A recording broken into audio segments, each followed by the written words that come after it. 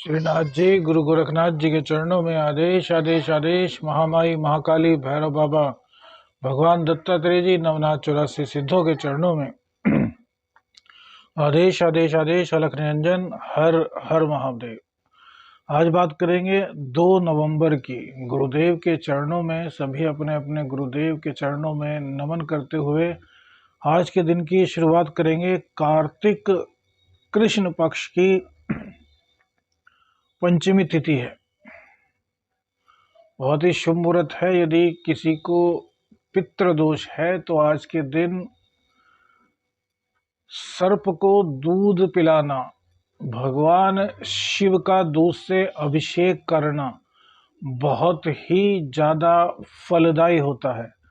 आप सभी लोग यह उपाय कीजिए। देखिए, हमारा स्वास्थ्य थोड़ा खराब है तो आवाज़ थोड़ी आपको दिक्कत भरी लग सकती है। अभी भी 103 के करीब बुखार है। आवाज़ के लिए माफ़ी चाहेंगे, लेकिन ये उपाय आप ज़रूर कीजिए। और कम से कम यदि कोई सांप की बाबी वगैरह आपके आसपास है, आपको दिखती है, जहाँ पर कि सांप का घर, जिसे सांप की बाबी बोलते हैं, वहाँ पर जाइए और वहाँ पर जाकर के एक स्टील के बर्तन में दूध, कच्चा दूध जरूर रख करके आइए। इससे आपका पितृदोष समाप्त होगा। चंद्र ग्रहण दोष यदि होगा तो उससे भी कहीं ना कहीं आपको मुक्ति मिलेगी। आज सूर्योदय का जो समय है वो 6:33 पर सुबह के वक्त रहेगा और सूर्यास्त शाम के वक्त 5:35 पर होगा। विक्रमी संवत 2080 में अभिजीत मुहूर्त का समय 11:42 से दोपहर 12:26 तक रहेगा। राहुकाल दोपहर 1:27 से 2:50 तक रहेगा। दिशाशूल दक्षिण की होगी।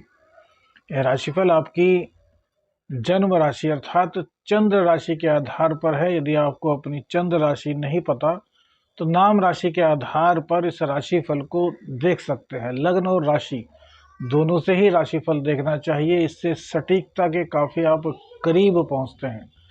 आदेश आदेश। कन्या राशि की बात करेंगे। आज का कन्या राशिफल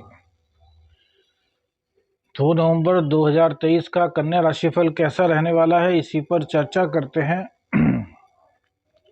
शुक्रदेव आपके अभी 12वें स्थान में है और कल अर्थात 3 तारीख में ये नीच राशि में चले जाएंगे, कन्या राशि में, अर्थात आपके लग्न में, आपकी राशि में ये है पहुंच जाएंगे। कन्या लग्न कन्या राशि में ये पहुंच जाएंगे। बुध, सूर्य और मंगल द्वितीय भाव में है।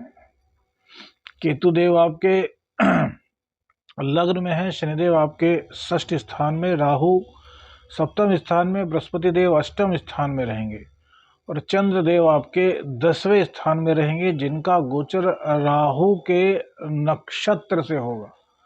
तो यहाँ पर राहु कई तरह के आपको प्रयोग दिखाएगा, जिसमें कुछ शुभ होंगे और कुछ अशुभ। तो राशिफल को पूरा सुनिएगा और पूरा लाभ लीजिएगा, जिससे कि जो अशुभ फल है वो भी शुभ फल में परिवर्तित हो जाए। आवाज के लिए थोड़ा सा माफ कीजिए, क्योंकि स्वास्थ्य अलाउ नहीं कर रहा। चंद्रदेव की बात करते हैं। चंद्रदेव एकादशेश का 10वें स्थान में बैठना आपके व्यापार में भारी तरक्की के संकेत देता है। यह आपको हर तरफ से आमदनी के नए स्रोत बताएगा। उन स्रोतों को गेट करने के लिए आपको बुध को मजबूत करना बहुत ज़्यादा आवश्यक है, जो कि नीच के सूर्य के साथ आपके धन भाव में विराजमान है। हमें मौका मिलता है, सपोज कीजिए हमें एक नया कोई बिजनेस मिला जिससे कि हम पैसा कमा सकते हैं। हमने सोचा कि यार आज इन्वेस्ट कर देते हैं। हमने इन्वेस्ट किया, लेकिन भैया हमने यह नहीं सोचा कि जिस व्यक्ति ने वह बताया हमें बिजनेस, या जो बिजनेस बताया उसकी प्रवृत्ति क्या है। देखिए, प्रवृत्ति यहाँ पर इसलिए भी डिपेंड करेगी क्योंकि आपकी जो आत्मा है वो कहीं ना कहीं नीच प्रभाव में है। तो पैसे कमाने के लिए आपका मन व्यथित सा रहेगा। आप सही और गलत का निर्णय नहीं कर पाएंगे, तो ऐसे में हो सकता है कि आपको नुकसान भी हो जाए।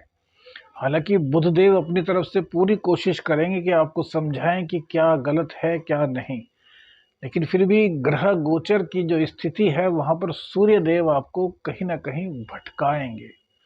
तो पिता की सलाह लीजिए, पिता का सम्मान कीजिए, पिता के चरण स्पर्श किए बिना घर से बाहर मत निकलिए। गायत्री की कम से कम एक माला का पाठ रोजाना कीजिए 17 नवंबर तक, कम से कम। वैसे तो रोज ही करना चाहिए, लेकिन कम से कम 17 नवंबर तक तो कीजिए। और जिनकी कुंडली में ही सूर्यदेव नीच के हैं या फिर पीड़ित हो चुके हैं, निर्बल अवस्था में है, उनको काफी दिक्कतों का सामना इस वक्त करना पड़ेगा। तो व्यापार भाव से एकादशेष का संबंध बहुत अच्छा है, बशर्ते कि आपको अपने विवेक से काम लेना है। आपको आगे बढ़ने के लिए अपने चरित्र को कमजोर नहीं करना, अपने आत्मबल को कमजोर नहीं करना। सही मार्ग से आपको रुपया कमाना है और आप कमाएंगे, बस मार्ग को सही रखना है। हल्की फुल्की दिक्कत वाणी की कड़वाहट की जरूर रहेगी भैया, क्योंकि सूर्य नीच के हैं और सेनापति हैं वहां पर, तो स्थिति थोड़ी विकट रहेगी। बुद्ध देवता संभालेंगे, बहुत संभालेंगे। तो गणेश जी की आराधना अवश्य करते रहिए भैया। अब राहु के नक्षत्र से इनका गोचर, तो राहु अचानक से आपकी दैनिक आमदनी में आज इजाफा कराने वाले हैं, लेकिन पति और पत्नी के बीच में मतभेद की आशंका भी है बनाते हैं। अचानक से पति पत्नी के बीच में तगड़ी नोक झोंक हो सकती है। अचानक से पति पत्नी पर, पत्नी पति पर शक कर सकता है। गलती किसी की भी हो, दाम्पत्य जीवन में दिक्कत आ सकती है, थोड़ा सावधान आपको रहना चाहिए। अब इन दिक्कतों को दूर कैसे किया जाए, तो इसके लिए सबसे अच्छी चीज है कि पति पत्नी के बीच में ईमानदारी हो, क्योंकि यहां भटकाव दोनों में ही हो रहा है, पति में भी पत्नी में भी। कहीं ना कहीं कुछ आकर्षण किसी और के प्रति। अब हम यह नहीं कह रहे कि वो दिल से ही आकर्षण हो, हमारा कहने का मतलब है कोई कहीं ना कहीं अच्छा लगने लगा, जिससे कि आप अपनी पत्नी की कंपैरिजन कर रहे हैं या पत्नी अपने पति की कंपैरिजन कर रहे हैं। तो ऐसा मत होने दीजिए, क्योंकि राहु इतने से शक को कितना बड़ा पहाड़ बना देगा और विस्फोट करा देगा, किसी को भी नहीं पता। सावधान रहिए, क्योंकि सप्तमेश भी अष्टम स्थान में है। इंट्यूशंस पावर आपकी बढ़ेगी, लेकिन नीच के सूर्य की दृष्टि है उच्च घर पर, जहां पर कि बृहस्पति देव बैठे हुए हैं। तो बृहस्पति देव जाहिर सी बात है सूर्य का जो नीचत्व है उसको भंग करेंगे, लेकिन वो सप्तम और चतुर्थ भाव को मजबूत नहीं कर पाएंगे, क्योंकि वो अपना सारा का सारा जो ताकत है वो अष्टम भाव से जुड़े जो दुख हैं, जो दुष्प्रभाव हैं, उनको दूर करने में लगाएंगे। और सूर्य देव आमने सामने दृष्ट हैं, तो सूर्य देव का भी कहीं ना कहीं वो बचाव करेंगे, क्योंकि सूर्य राजा हैं। तो उनका जो दुष्प्रभाव है या कुछ दुष्प्रवृत्ति इस वक्त हो रही है नीच राशि में होने के कारण, उसको वो जब उनसे कहेंगे, अर्थात जब आपके शुभ चिंतक आपसे कोई सही बात कहेंगे तो आप उनकी सही बात नहीं मानेंगे, उनसे लड़ने बैठ जाएंगे। तो यहाँ पर इस चीज का ध्यान रखना है भैया, दाम्पत्य को बचाना है तो शुभ चिंतकों की सुननी चाहिए। अब शुभ चिंतक कौन है, यह आप पिछले 14 साल के वनवास में देख चुके हैं। शनिदेव आपका सपोर्ट करेंगे, 4 तारीख से आपका सपोर्ट और करेंगे। आपके पैरों के दर्द में थोड़ी राहत अब मिलनी शुरू होगी और अब और राहत मिलेगी। माफ कीजिएगा, देखिए आवाज के लिए तबीयत काफी खराब है। कल को प्लेटलेट्स वगैरह भी चेक करा दी है, लगता है शरीर में बहुत कमजोरी आ गई है, चला फिरा भी नहीं जा रहा है, हर वक्त चक्कर से आए रहते हैं। दवाई खाते हैं, बुखार कम होता है, पसीना आने लगता है, उसके बाद फिर से ठंड लगती है, बुखार चढ़ जाता है, समझ नहीं आ रहा क्या है। कल दिखाएंगे। हो सकता है कि आपको कल वीडियो ना देखने को मिले तो माफ़ कीजिएगा। कोशिश करेंगे पूरी की वीडियो दिखा दें। अब केतु देव आपके लग्न में बैठे हैं तो ये आपको कहीं ना कहीं आध्यात्मिकता से जोड़ेंगे, लेकिन भैया यहाँ पर इनका एक दुष्प्रभाव होगा जिससे आपको बच करके रहना है, और उपाय भी आपको बता रखा है। क्या कि एक तो भैरवाष्टकम का पाठ, दुष्प्रभाव क्या होगा? बेमतलब की बेचैनी, अपने अंदर ही खोना, अपने अंदर ही विचारों को बुनना, उनमें खो जाना और उनसे परेशान हो जाना। इस तरह की दिक्कत हो सकता है आपके साथ शुरू हो चुकी हो या फिर जल्द ही शुरू होने वाली है। केतुदेव लग्न में यह दिक्कत करते हैं, आध्यात्मिकता से जरूर जोड़ते हैं। राहु की दृष्टि लग्न पर है तो साम दाम दंड भेद से कार्य लेने में पीछे नहीं हटेंगे। सूर्य भी नीच के हैं तो इसीलिए कहा कि किसी का दिल ना दुखे, इस बात का आपको ध्यान रखना है। प्रेम संबंधों की बात करें तो प्रेम संबंधों में यहाँ पे कुछ ज्यादा दिक्कत वाली बात नहीं दिखाई दे रही। संतान पक्ष से कुछ वैमनस्यता हो सकती है, संतान पक्ष पर दबाव बिल्कुल मत डालिए। संतान पक्ष के प्रति आपका गुस्सा बढ़ेगा, प्यार भी बहुत ज्यादा बढ़ेगा आपका, लेकिन आपकी वाणी के कारण जो आपका उनको डांटना है या उन पर दबाव डालना है वो आपके बच्चों को कहीं ना कहीं आपके फ्रंट कर सकता है। तो प्यार से, तहजीब से, शिष्टाचार के एक दायरे में रहते हुए उनको समझाइए, डांटिए मत। तो यही संतान आपके लिए बहुत ज्यादा आज्ञाकारी बन जाएगी। लेकिन डांटेंगे फटकारेंगे भैया तो मामला उलट होने वाला है। कंपटीशन एग्जाम जो लोग दे रहे हैं उनके लिए 4 नवंबर के बाद बहुत समय अच्छा है, हालांकि अभी भी अच्छा हो चुका है, लेकिन भटकाव की स्थिति सभी स्टूडेंट्स में रहेगी, चाहे वो कॉम्पिटिटिव एग्जाम में हो चाहे वो एजुकेशन ले रहे हो। शुक्रदेव नीच के हो रहे हैं, विपरीत लिंगी के प्रति भटकाव रहेगा। चरित्र को बिल्कुल भी खराब मत होने दीजिए। आमदनी आपकी अच्छी हो रही है, आमदनी में आपकी कहीं कोई दिक्कत आज नहीं दिखाई दे रही, सिर्फ और सिर्फ सही मार्ग पर चलने की आवश्यकता है। माँ, पत्नी, बहन, जितने भी स्त्री वर्ग हैं उन सब का सम्मान कीजिएगा। आपकी कुंडली में यदि शुक्रदेव नीच के हैं भैया तो 30 नवंबर तक बहुत सावधान रहिए।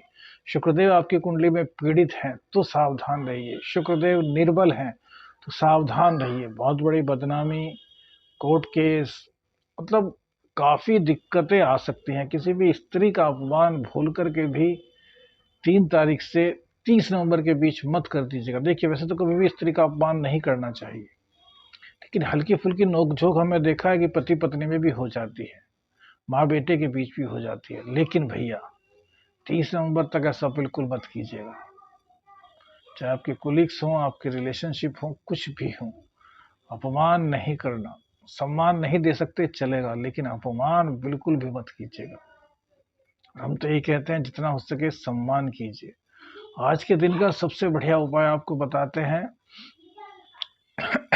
गुरुवार का दिन है, सूर्यदेव का जब गायत्री का आप पाठ कर लें उसके बाद एक पीला पुष्प लें और उस पुष्प पर 108 बार तो आपने पूजा स्थान में बैठ करके पढ़ लिया, 27 बार उस पुष्प पर, जो पीला पुष्प हो या लाल पुष्प हो, उस पर 27 बार फिर से गायत्री का मंत्र पढ़ते हुए फूंक मारें। एक बार मंत्र पढ़ना है, उस पुष्प पर फूंक मारनी है, उस पर फूंक मारें। इस तरह 27 बार मंत्र पढ़ने से वो अभिमंत्रित हो जाएगा। और अपने घर की छत पर जहाँ पे भी सूर्यदेव आपको दिखाई देते हैं वहां पर चले जाइए और उस पुष्प को सूर्य देव को अर्पित कर दीजिए। इससे सूर्य संबंधी इतने दोष होंगे वो समाप्त होंगे। माँ वैभव लक्ष्मी के व्रत आदि आप इस वक्त करते हैं तो बहुत अच्छा रहेगा। बाकी स्थितियां आपके लिए सामान्य से अच्छी आज दिखाई दे रही हैं। ग्रह गोचर आपके पक्ष में है। पत्नी से विवाद ना हो, पति से विवाद ना हो, इस बात का ध्यान रखिएगा। स्त्री और पुरुष दोनों ही अपनी मर्यादाओं को बिल्कुल भी ना लांघें, कि जिनकी कुंडली में शुक्र पीड़ित है वहां इस तरह की दिक्कत होगी, लेकिन जिनकी कुंडली में शुक्र पीड़ित नहीं उन पर भी असर होगा। और वो उनकी विल पावर होगी कि वो उसको कितना सह पाते हैं। लेकिन जिनकी कुंडली में शुक्र पीड़ित है भैया तो 3 नवंबर से उनके चरित्र के मामले की दिक्कत होनी शुरू हो जाएगी। आदेश आदेश अलख निरंजन, हर हर महादेव।